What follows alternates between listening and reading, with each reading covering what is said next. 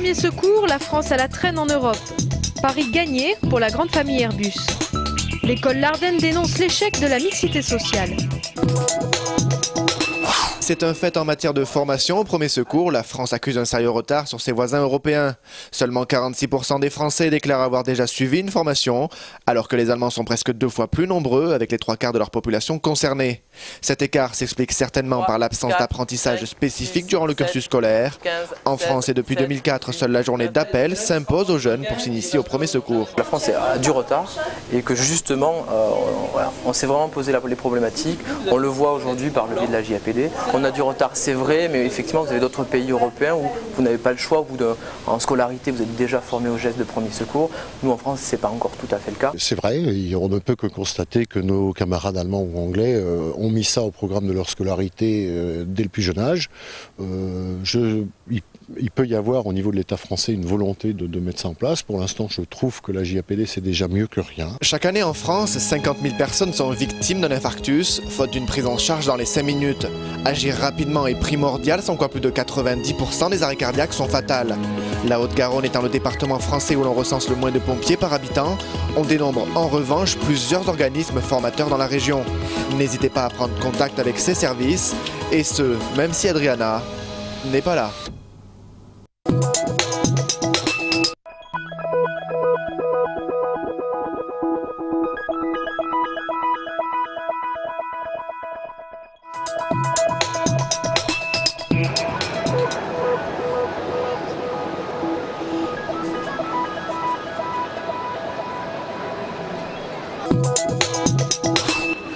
Entre 150 et 160 000 personnes se sont rendues hier au Family Day d'Airbus. Pour fêter ses 40 ans, l'avionneur ouvrait pour la première fois tous ses sites toulousains à ses salariés et à leurs familles.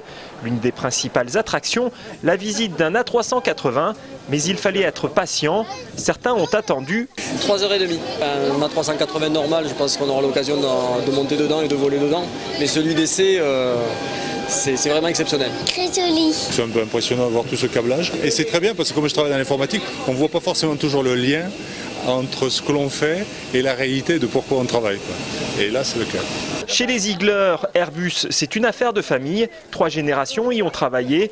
Voici le meilleur souvenir de Bernard. C'est le premier vol de l'A300, parce que c'était quand même le début d'une aventure. Quelque temps après les difficultés d'Airbus, cette journée corporate avait également valeur de symbole. Je crois qu'on peut dire que la crise d'il y a 3 ans est derrière nous. On a restructuré la société, même si ça a été difficile de changer les mentalités. On a intégré notamment la dimension franco-allemande.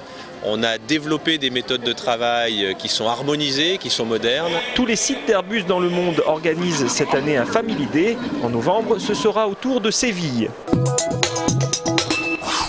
Les Académias d'Occitane, c'est la nouvelle résidence pour étudiants de la ZAC des Ponts-Jumeaux. 95 logements neufs de standing haut de gamme, construits par CA Monet de Croix en 2009 et livrés pour cette rentrée. L'épaisseur des plans de travail, la qualité des plans de travail. On a misé vraiment sur du fonctionnel et sur du haut de gamme au niveau qualitatif. 19 mètres carrés en moyenne, des éléments bleu pétrole, un balcon ou une terrasse pour certains, pour un loyer compris entre 467 et 500 € par mois. Les responsables espèrent séduire les étudiants du centre-ville. C'est l'école de commerce qui est au niveau de Compense-Caffarelli, Sciences Po, Toulouse 1 qui est à proximité. Après pour les étudiants qui ont des voitures, on est proche Rocade. Près de la moitié des logements sont encore disponibles auprès du constructeur ou sur internet. En revanche, le contact n'est pas encore possible via les universités.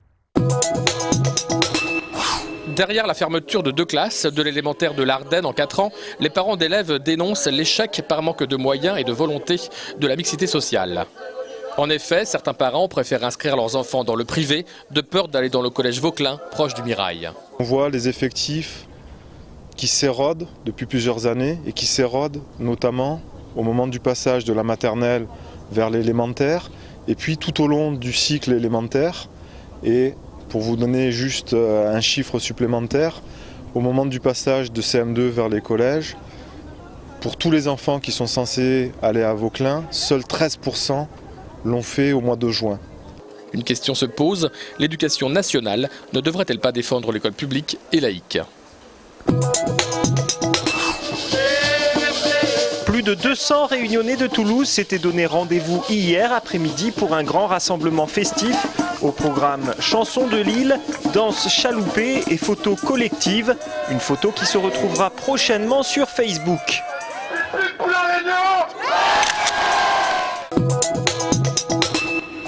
En déplacement en principauté, le TFC n'a pu faire mieux que match nul 0-0 face à l'AS Monaco.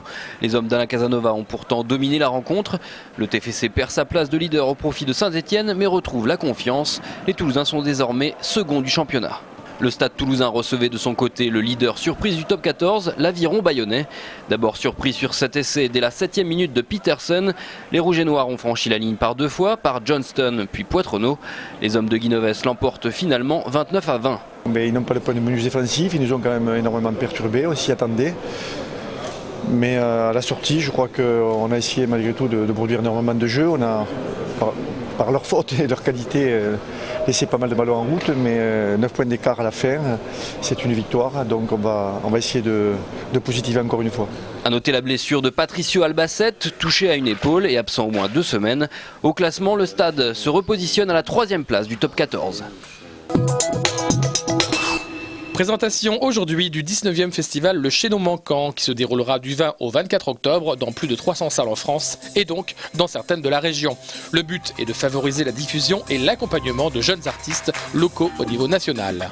C'est de proposer une variété d'artistes dans tous les domaines, que ce soit la danse, la musique, le jeune public, à des salles qui vont après les programmer.